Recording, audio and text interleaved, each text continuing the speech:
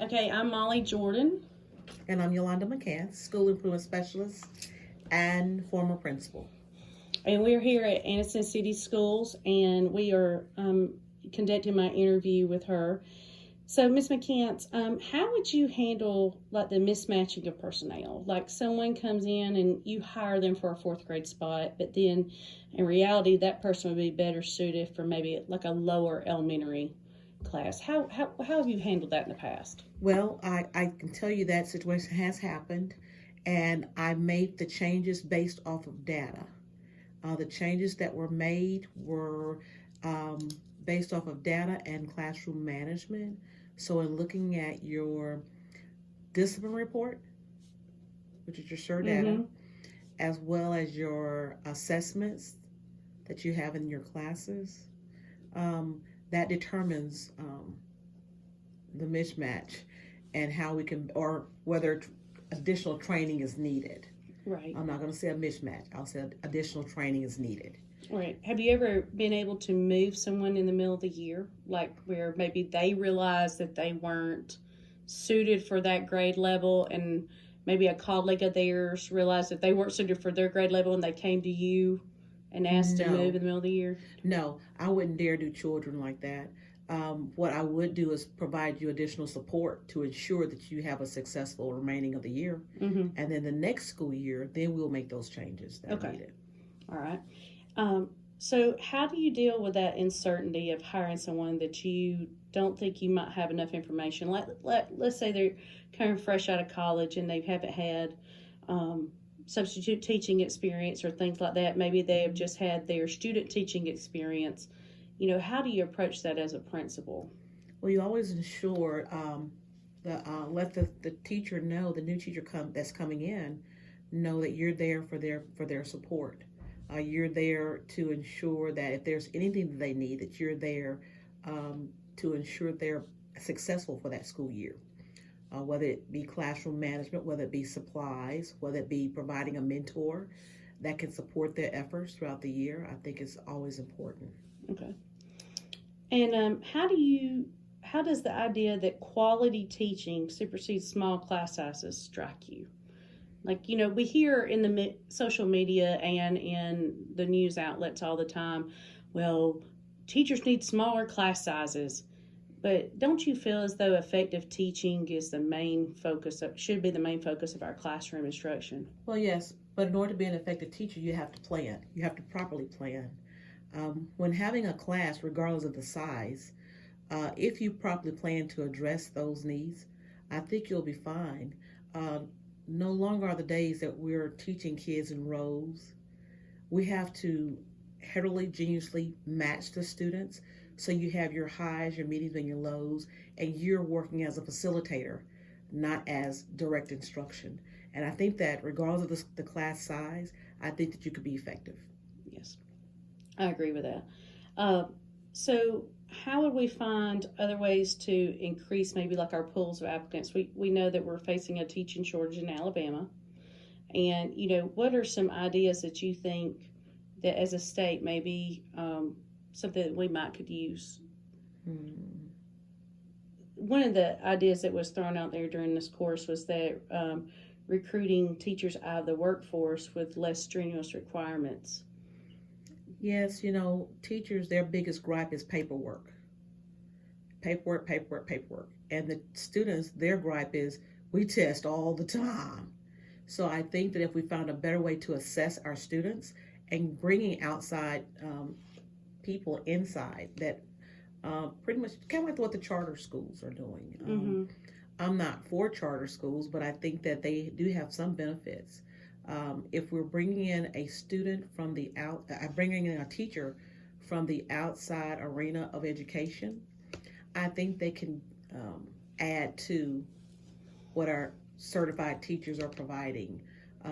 But because there is a shortage, I think that we have to open up our options and see what those opportunities will bring.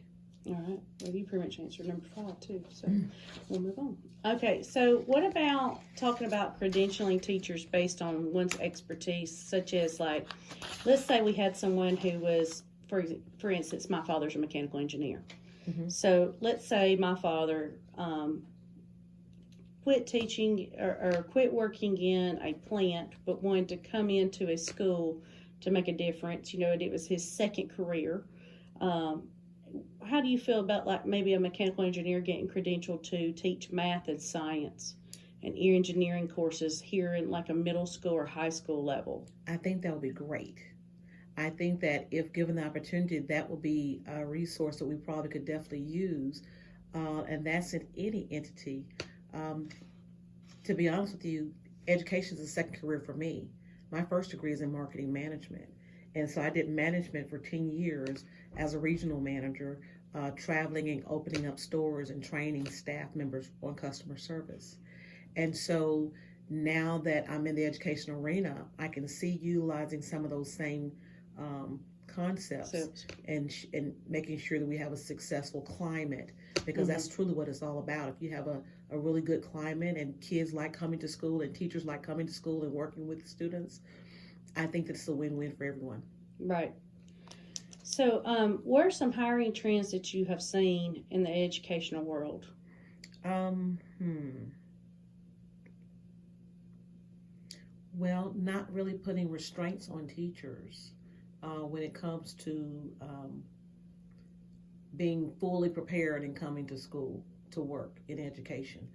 We know that when you're in education, the one thing they don't teach you is, and I've gone through Jacksonville, so not saying it's just JSU, but in any educational program, classroom management is something that's hands-on. And so you got to get that experience in. And I think really putting yourself out there as a substitute teacher first, while you're in school, could possibly be one area that we could use that would be new and innovative. Right. Just coming in as an aid or support, a collaborative teacher, I think would be another approach that we could use. That's kind of the path I took. I started substitute teaching as a 20-year-old and subbed a lot in Calhoun County and in Piedmont City schools and in Cherokee County schools. And then my first teaching job was in Georgia, and then I came back to Alabama, and Alabama was in proration, so I took an aides job / custodian job. So here I was, even though I was a certified teacher, I was mowing the grass, sweeping the floors, running the computer lab. You know, I've kind of worked my way on through so you're everything. Well-rounded. Absolutely. Yes. But I think any career, whether it's the custodian, a lunchroom worker, teacher, principal, whatever your title is, I think it could be a benefit to the students, because really they're there to learn, and so whatever you're there to teach them, I think it'll be received. Right. Okay. What have you noticed about like male and female roles? Have you noticed a lot of like, you know, we hire majority males for this position and majority of females for this position?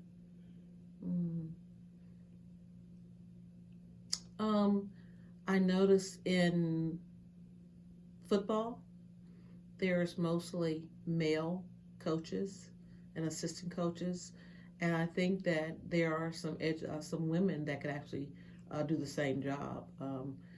You, for example, you know, you've done that before with the Little League, and so I think that, you know, there's opportunities out there for everyone, regardless of whether your gender, your sex. Right, because I've actually had my job eliminated before in other school systems because they were looking to hire a male who could coach football, and they made the mistake of telling me that, and I said, well, you haven't given me a chance to coach football.